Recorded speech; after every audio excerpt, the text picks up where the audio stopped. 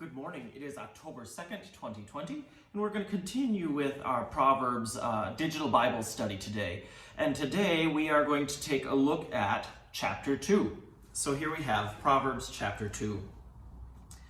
My child, if you accept my words and treasure up my commandments within you, making your ear attentive to wisdom and inclining your heart to understanding, if you indeed cry out for insight and raise your voice for understanding, if you seek it like silver and search for it as for hidden treasures, then you will understand the fear of the Lord and find the knowledge of God. For the Lord gives wisdom, from his mouth come knowledge and understanding. He stores up sound wisdom for the upright.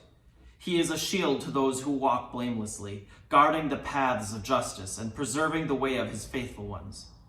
Then you will understand righteousness and justice, and equity, every good path.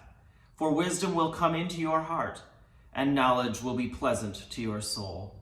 Prudence will watch over you, and understanding will guard you. It will save you from the way of evil, from those who speak perversely, who forsake the paths of uprightness, to walk in the ways of darkness, who rejoice in doing evil and delight in the perverseness of evil, those whose paths are crooked, and who are devious in their ways. You will be saved from the loose woman, from the adulteress with her smooth words, who forsakes the partner of her youth and forgets her sacred covenant. For her way leads down to death, and her paths to the shades. Those who go to her never come back, nor do they regain the paths of life. Therefore walk in the way of the good, and keep to the paths of the just. For the upright will abide in the land, and the innocent will remain in it. But the wicked will be cut off from the land, and the treacherous will be rooted out of it. Some interesting words we have here in chapter 2 of Proverbs. This is a father speaking to his son, so God speaking to each of us. And today, chapter 2 talks about the benefits of listening to wisdom, or listening to God, as it were.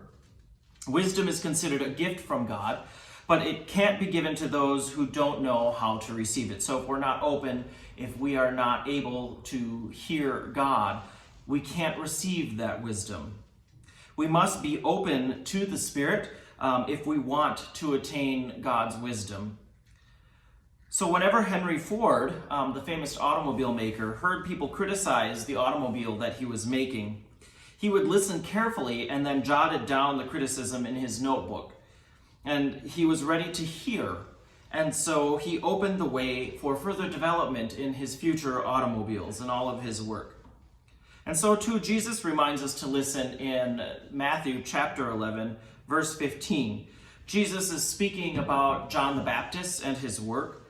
And after telling them about John and his message, he ends that in verse 15 of chapter 11. He says, "Let anyone with ears listen." And so Jesus continues that message that we hear today about listening to God.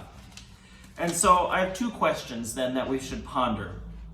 The first one is this: how can we avoid the lure of things that would distract us from the truth, or distract us from God and God's teaching? And the next one is, how can we open ourselves to listen to God through Scripture and the Spirit, so that we might listen? Have a wonderful day.